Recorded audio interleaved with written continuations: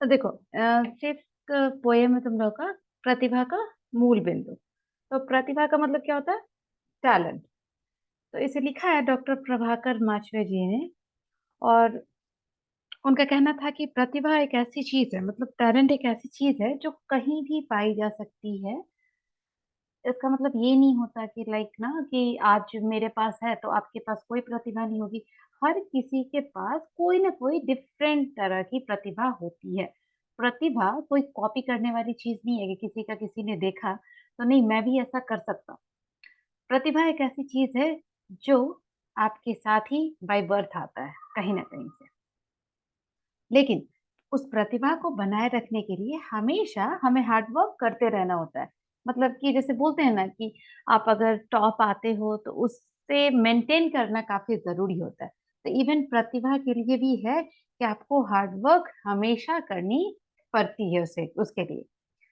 तो देखो, शुरू होता है, कहाँ जन्म है तेरा मैंने पूछा जब प्रतिभा से, महलों में गुलगुले गलीचों पर, गुलाब की क्यारी में, वृद्धों की चिंता में, बच्चों की दंतहीन किलकारी में, बोलो तुम रहती कहाँ, जानने को हम सब हैं कितने प्यासे। देखिए, इसमें कवि कहते हैं कि प्रतिभा, क्या तुम बता सकती हो कि तुम्हारा जन्म कहाँ हुआ है? और अगर मैं पूछूं, क्या तुम्हारा जन्म महलों में हुआ है या गुलगुले गलीचों पर? गलीचों का मतलब कि जो मैट होते हैं ना, ये वेलवेट काइंड ऑफ, उस पर। गुलगुले गलीचों का मतलब ये, क्या तुम सिर्फ वहीं रहती हो, बहुत बड़े महलों में और गलीचों पर? या फिर तुम्हारा जन्म गुलाब की क्यारी में, मतलब कि रोज प्लांट्स जहाँ लगे होते हैं? या फिर वृद्धों की चिंता में, मतलब जब बूढ़े लोग, जो जैसे होता है ना किसी भी घर में जब ग्रैंड पेरेंट्स होते हैं तो वो हर चीज को लेकर के टेंशन दिखाते हैं क्योंकि उन्हें तुम्हारी फिक्र होती है। बच्चों की दंतहीन किलकारी में, मतलब जब छोटे बच्चे होते हैं तो उनके पास दांत नहीं होता, मतलब टीथ नहीं होता है, तो वो किस तरीके से हंसते हैं। लेकिन वही अगर हम सब के पास दांत ना हो तो हम सब काफी अलग दिखेंगे। तो ये बोलते हैं कि आखिर तुम बताओ, मैंने इतने सारे चीजों का नाम लिया, क्या तुम महल में रहती हो, या उस मैट पे रहती हो, या तुम उस गुलाब की क्यारी में, या फिर वृद्ध की चिंता में, या फिर बच्चों की दंतहीन किलकारी में? आखिर तुम रहती कहाँ हो? हम सब जानने को बहुत जिज्ञासुक है, मतलब हम सब जानना चाहते हैं कि प्रतिभा, तुम आखिर आई कहाँ से हो? कवि बोला कि देखो, आखिर प्रतिभा जन्म कहाँ लेती है, कहाँ रहती है, ये किसी को पता नहीं। लेकिन मैं चाहता हूँ, और जितने भी लोग हैं सब ये जानना चाहते हैं कि प्रतिभा आखिर आई कहाँ से। प्रतिभा कोई फल और फूल नहीं है कि कहीं से पैदा होकर के आ जाएगी। जैसे हमारा जन्म हुआ, पेड़ पौधों का जन्म होता है, उसमें फ्रूट्स निकलते हैं, फ्लावर्स निकलते हैं। लेकिन किसी को ये नहीं पता है कि प्रतिभा कहाँ से, कौन से फ्लावर और कौन से प्लांट से, कौन से धरती से, किस दुनिया से आई है। तो यही सब मुझे जानना है कि प्रतिभा आखिर है कैसी चीज और इसका घर कहाँ है। कवि बोला, वह तो दिवा स्वप्न की रानी है। शिल्पी ने मिट्टी के लौंदे की ओर सहज संकेत किया। वो चित्रकार ने फलक वर्ण तुली को सहज समेट लिया। गायिका कह गई, क्या तूने दिव्य स्वर की मदिरा पी है? मतलब कवि का कहना था कि प्रतिभा तो दिवा स्वप्न की रानी है, मतलब दिन में सपना दिखाने वाली है। जैसे हम कभी कभी बोलते हैं ना कि oh you are a daydreamer, दिन में भी बैठे बैठे लोग जागती आंखों से भी सपने देखते हैं। लेकिन शिल्पी ने मिट्टी के लौंदे की तरह, जो मूर्तिकार होते हैं, मतलब कि जो स्टैचू आइडल वगैरह बनाते हैं, उसके बारे में कहा जा रहा है कि जो पॉटरी मेकर होते हैं, जो क्ले लेते हैं, वो क्या होता है, एक क्ले, बस ऐसे ही कहीं भी क्ले होता है, उसे उठाता है और वो उसका एक आर्ट है कि वो उससे तरह तरह के डिफरेंट डिजाइन के खिलौने या आइडल या स्टैचू कुछ भी बना देता है। तो ये उसका टैलेंट है। प्रतिभा यहाँ रहती है। तो फिर उसी शिल्पकार ने कहा, उस पॉटरी मेकर ने, कि देखो, ये है टैलेंट। जो इस मिट्टी को उठा करके मैंने जो इसे आकार दिया, मतलब रूप दिया, जो स्ट्रक्चर दिया, इसे टैलेंट कहते हैं। ये नहीं कि टैलेंट मिट्टी में से निकल करके आई है। चित्रकार ने देखा और कहा कि देखो, ये है शक्ति जो प्रतिभा के रूप में इस मिट्टी से मैंने बना दिया। तो फिर गायिका ने पूछा कि क्या उसने दिव्य स्वर की मदिरा पी है? मतलब उसका कहना था कि तुम जो बात कह रहे हो, ये मैं कैसे एक्सेप्ट करूं कि तुमने अपनी प्रतिभा से इस मिट्टी को रूप दे दिया। क्या तुमने दिव्य स्वर की मदिरा पी ली है? मतलब जो तुम इतना अच्छा बोल रहे हो, क्या तुमने कुछ नशा किया है कि तुम ऐसा बोल रहे हो?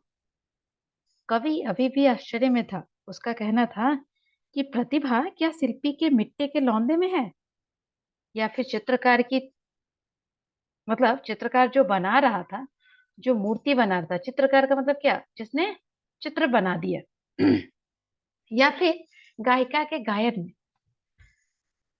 कहने का मतलब कि अभी भी राइटर को यही लग रहा है कि सब अपनी अपनी तरीके से अपनी अपनी प्रतिभा के बारे में बता रहे हैं। मतलब गायिका इन द सेंस कि जब वो गाना गाती है तो ये भी उसके लिए उसका टैलेंट है, राइट।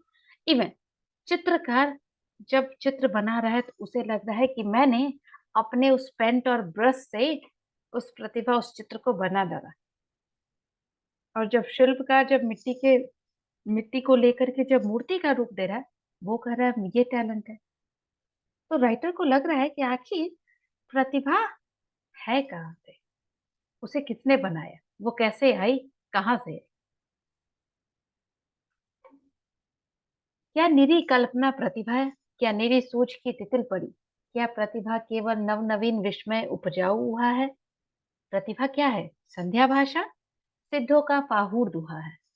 प्रतिभा अनुभूति रसायन है, गहरे जीवन की चल सफरी।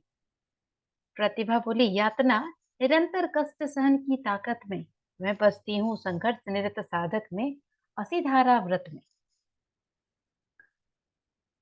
अब जो राइटर हैं वो बोल रहे हैं कि प्रतिभा क्या निरी कल्पना है, मतलब जिसके बारे में हम कुछ कह नहीं सकते, मतलब जिसे हम एक इमेजिनेशन की तरह समझ सकते हैं, जो कभी पूरा होने वाला नहीं है, मतलब खाली है निरी का मतलब।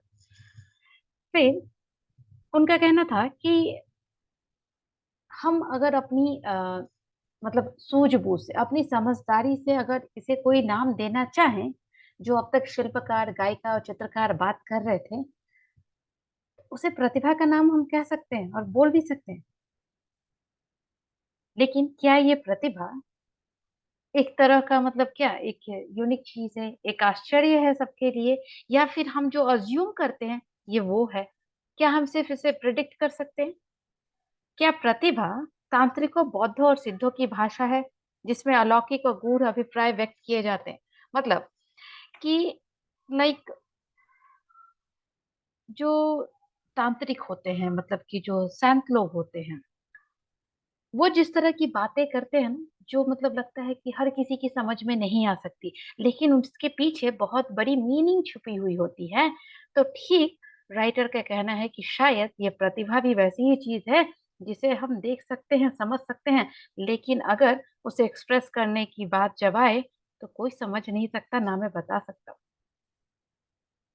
या फिर ये प्रतिभा एक गहरे पानी की जल मछली है। जब मछली पानी में इधर से उधर चलती रहती है तो हम उसके टैलेंट को समझ नहीं पाते हैं कि वो कैसी है। ठीक उसी तरह शायद प्रतिभा भी उसी पानी की मछली है, जो यहाँ से वहां भागती फिरती है।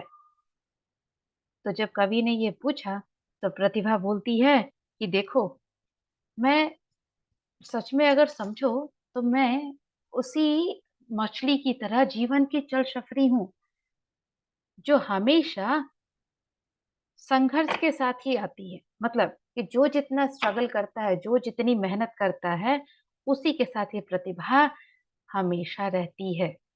जब तक, जैसे बोले ना, प्रतिभा बोली यातना निरंतर कष्ट सहन की ताकत में मैं बसती हूँ संघर्ष निरत साधक में, असीधारा व्रत में। जहाँ संघर्ष होता है, जहाँ जिनमें सहने की ताकत होती है, वहीं मैं बसती हूँ। उसके अलावा मैं कहीं और नहीं रहती। जो मुझे पाने के लिए हमेशा संघर्ष करता रहेगा, मैं वहीं देखने को मिलूंगी। यही प्रतिभा है। Any doubt? No ma'am. देखो यहाँ पे कुछ क्वेश्चंस भी हैं, एक शब्द या वाक्यांश में, जैसे कि कवि प्रतिभा से क्या पूछते हैं कि प्रतिभा तुम रहती कहाँ हो? यही बात। कवि ने दिवा स्वप्न की रानी किसे कहा है? किसे कहा है दिवा स्वप्न की रानी? प्रतिभा को। ए, प्रतिभा को, क्योंकि प्रतिभा दिन में भी सपने दिखा जाती है। तो ये सब इम्पोर्टेंट क्वेश्चंस हैं 1 मार्क वाले, और इस चैप्टर मतलब इस चैप्टर बोले इस पोयम से आते ही आते हैं। और इसमें ना ये वाला जो सेकंड में निम्नलिखित प्रश्नों के उत्तर लिखिए, first question is more important, और ये सेकंड वन भी। कवि प्रतिभा का मूल कहाँ कहाँ ढूंढते हैं और प्रतिभा के लक्षण क्या, देखिए। ठीक है।